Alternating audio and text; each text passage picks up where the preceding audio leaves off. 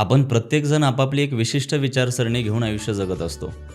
परंतु ठराविक अशा एकतर्फी विचारसरणीला जेव्हा तुम्ही खतपाणी घालण्याचं काम करता, तेव्हा मात्र अहंकार जन्माला येण्याची दाट शक्यता असते.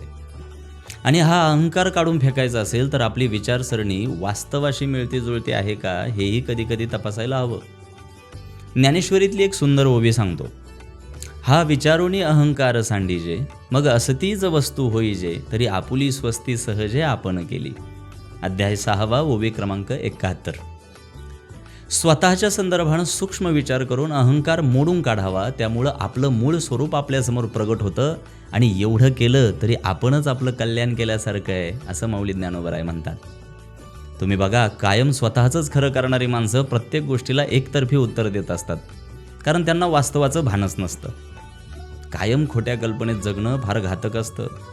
तुमच्याही बाबतीत असं होत असेल तर लवकरात लवकर एकतर्फी विचारांची तटबंदी तोडून बाहेर पडा. एक नवं युग तुमची वाट पाहते.